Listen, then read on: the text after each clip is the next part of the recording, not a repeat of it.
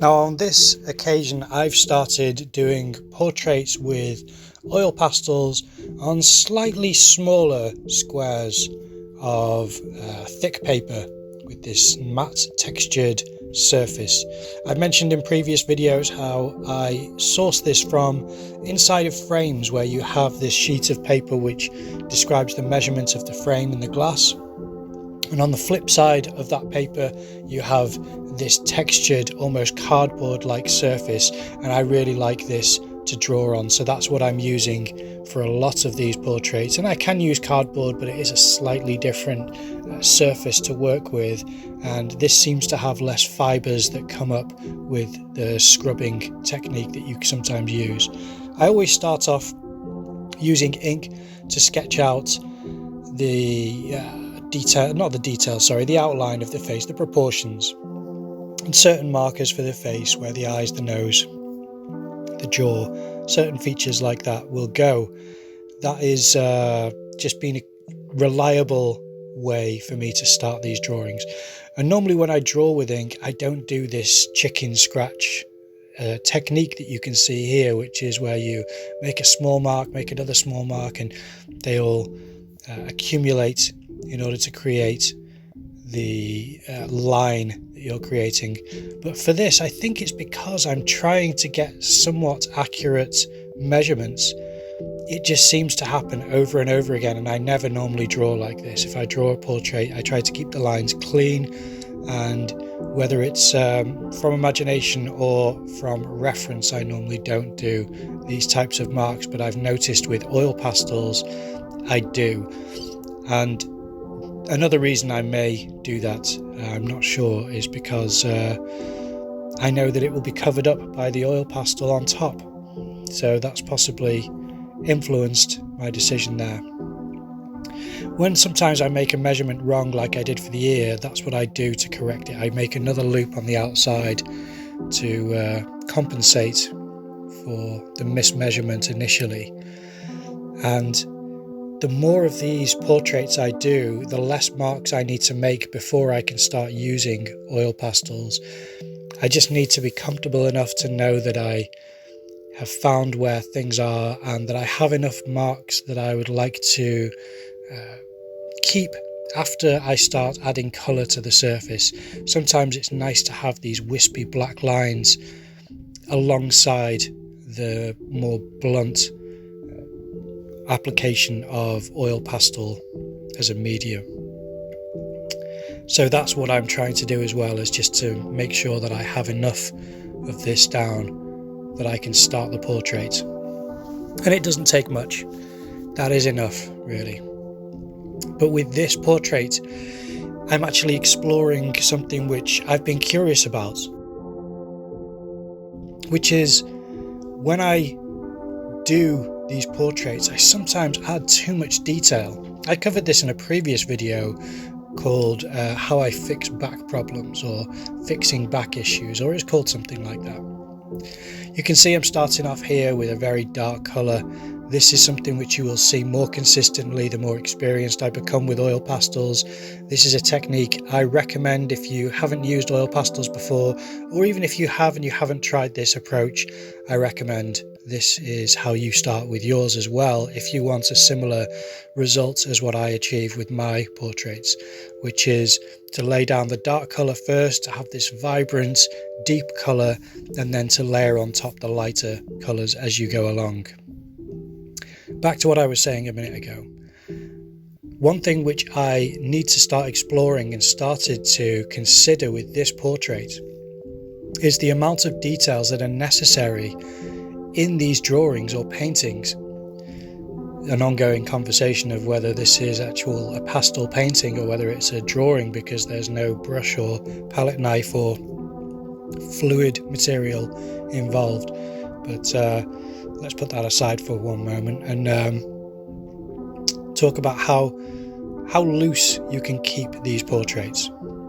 I think that sometimes they can have an appeal which you can't achieve with more detail when you can keep things loose but somewhat accurate.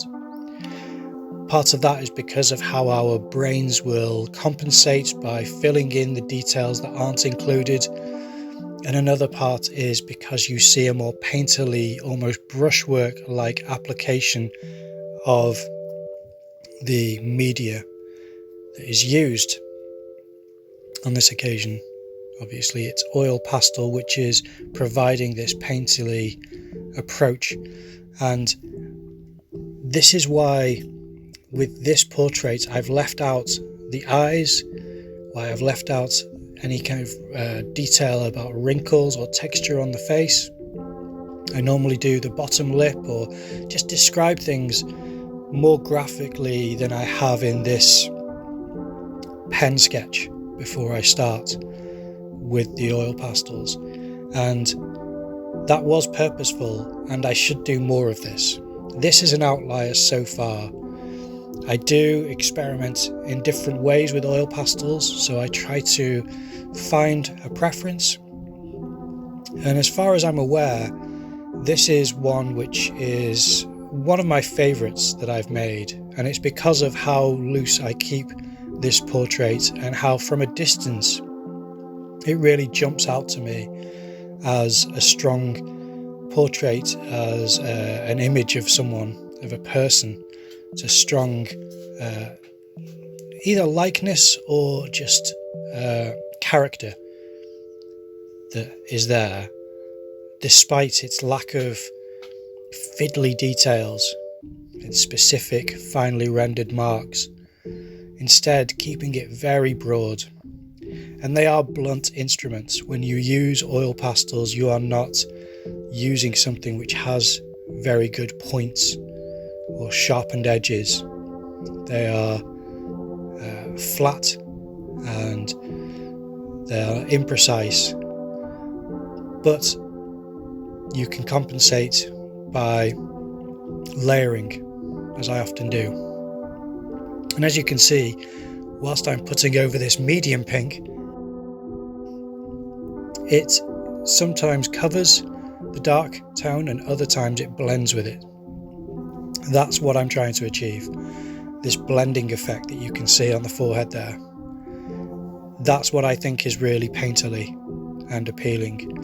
It reminds me of artwork that I do appreciate and look for in galleries and museums, and I admire the way that painters throughout the years have managed to describe people and characters with these vague impressions of the face, and yet you can see quite well who we are observing in the artwork.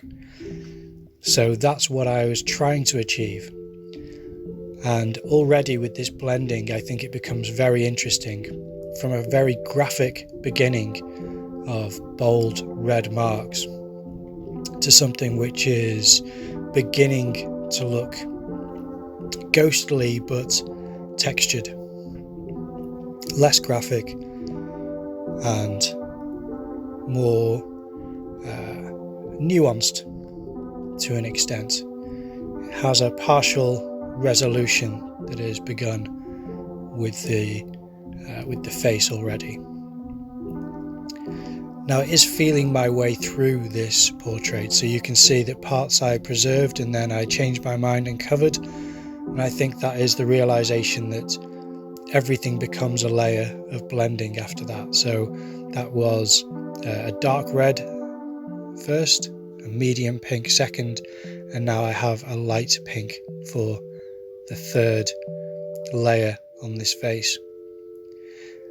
And it's trying to show a subtlety to the planes of the face, where it turns, where the shadow collects, and why certain things are important to me to preserve or to highlight, why certain aspects of the face are heightened based on the light hitting them, and why that should be a feature that stands out to the observer. Keeping things loose doesn't mean that you lose very important aspects of a portrait necessarily. That can occur, But if you're focused on what is important to you and what's drawn you to the portrait and why you like this character, it's something which you can find regardless of how loose you keep it. I've tried a medium brown for the eyes, and as much as I like to go from dark to light, on occasion I will go from medium to dark. So what I'm adding here is a darker brown to describe the eyes within the eye sockets. And again, when you see this begin, you may not be convinced by what I've done. You may think those aren't convincing eyes. But how much more do you truly need to describe someone's eyes and face than shadows collecting in these pockets in the face? Sometimes that is all you need to describe the eyes. It may be even more than you need. You can go a lot softer than that, because I've gone quite dark there. And once you've got certain layers in, you don't have to stick to the dark to light rule. It's just that I've found that the blending is complemented by putting down a dark colour first and then going on top with a lighter colour. What I'm doing now is adding a medium colour on top of medium and light colours. It has a different effect. It still blends to an extent, but it has a different effect that I use for developing the piece, or the picture, at a later stage. So now that I have down certain tones, this medium brown isn't a severe dark tone that is going down on the face. It's blending immediately with all of these layers that are already down on the surface. And I'm trying to suggest subtle transitions in the face, like where the cheeks are and where the chin and the details on the neck can be seen. Describing these things in mid-tones mostly at this point. So I have a medium yellow, and it's quite a dark yellow, but it's medium to the value scale, the tonal values that we're considering when we're describing people in portraiture. And I'm using that again to hollow out certain parts of the eye and still not overly describe the details, to still keep it loose and yet to carve away at what you have, to make sure that everything has a similar coverage. And normally you would see the top of the eyelid and the detail that happens there, but on this occasion I find it quite important to make sure that these darkest marks go for the top of the eye socket, the underneath of the nose, the mouth, and then underneath the chin, and here you can see going into the ear as well. I'm trying to find as sharp an edge as I can get so that I can make little marks, which will be important when it comes to the final piece with the finishing touches that I will do. These little marks will then have more impact, where at the moment they just look loose and messy and clumsy, but they are significant. All of this becomes it's layers upon layers. It's all things that contribute to each other to build on what you're trying to describe.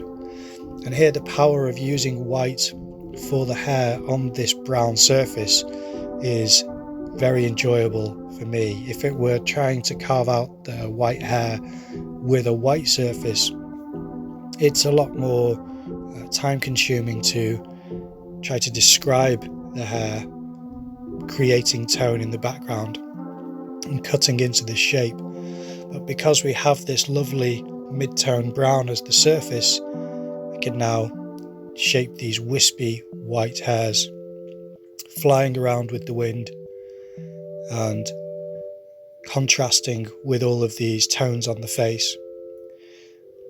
And this is what sets off a lot of the work that has been done so far, is the contrast between the tones and the marks on the face and the hair, which will only be white, because it is to set off this stark contrast between the light of the hair and the mid-tone of the background.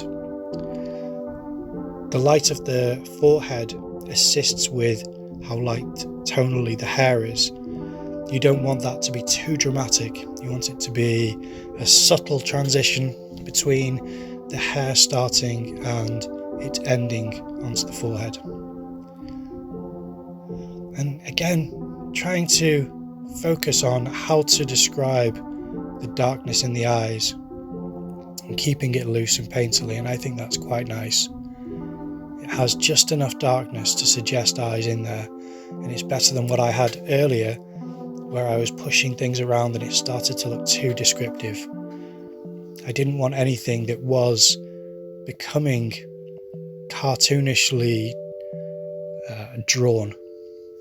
I wanted it to look as though it were painted with a broad brush. All these little marks add to the character that sits on the surface. And as I said at the beginning, the surface is getting smaller, and that is something which I start to play with, is how small I can work with as a surface area, as a scale, to push these colours around and still achieve a portrait that's offering a character to the viewer. And I think it was inspired by this piece, because I go smaller than this piece, quite a bit smaller, and I was inspired by the result of this portrait. As loose as it is, I think you've seen how many times I get a different colour to try to touch on highlights on the cheekbones, or subtle nuances on the nose, or marks on the forehead, and working my way around the neck and the chin just to make sure that it is still describing the planes of the face in a believable way, and yet it's not going to compromise the style that I've committed to since the start of this portrait. Ordinarily, whilst I draw these pieces, I will push to get in certain tones immediately. So the darks will go in, and then the mid-tones, and then the light, and I'm already starting to craft the face in a way which is looking more descriptive than what I have with this piece. But what I enjoy about this is that all of this effort is to make sure that it isn't too refined. And the light that I used on the face a moment ago, I think adds a lot. It's a significant contribution or addition to the portrait to push around marks of the white highlights in the right places, creates another layer of depth to the character. Ordinarily, if I have a lot of warm tones on the face, then I will contrast that with a cool colour for the clothing. But on this occasion, it remains warm, and the reason is the source material suggests that, but also there is so much going on in the face and around the head that I didn't need it to be set too stark a contrast between the skin and the clothing. Instead, I wanted it to all become harmonious, to sit together comfortably. I like the colour of the shirt, so all I need now is something to describe the shadow. Something fairly bold, but as I said a moment ago, nothing which will detract or distract from the details on the face. It's coming together rapidly. I've finished with the face, I've finished with the hair, I've got all of the details and texture and suggestion on the skin. All I need now is some shape design, and I can't speak highly enough for my appreciation of shape design. whether it's the creases or the shadow that collects the inside edge of a shirt against the neckline of the person wearing it. That's always something which is worth remembering. And this little mark here, just to cut down a shape going downward from this shadow, will finish off the shape design for what I'm describing with this person's clothing. That's one of my favourite oil pastel pieces. That's as much as I believe I need in order to create an impactful character on a small surface. I would happily put that behind a mount in a frame and exhibit it alongside some of my other portraits, as it gives a story in itself. I believe there is someone behind those eyes, as loose as they are, that I can observe and appreciate. Now, these additional final touches are something which you'll notice with every pastel portrait that I post on this challenge, is that once I know I'm finished, I'll give it one last look and remember that there is a light side and a shadow side to every portrait that I do. So to reinforce that with some final touches here and there, just to suggest the light comes from the left, and therefore the white touches are on the left, and then the darker midtones or just the midtone contrast will all occur on the right hand side, even if it is gentle and not quite so severe in light and shadow. And there he is. I usually take away the piece and brush off all of these little bits that collect up, because oil pastel does have bits of crumbs that collect on the surface, and then once it's cleaned away, brush them off, put them back on the surface, and there he is, nice and clean and finished. That's how I keep a portrait loose, and offering more, I think, than what a greater description would. Hope you enjoyed the video. Try it for yourself. Thanks for watching.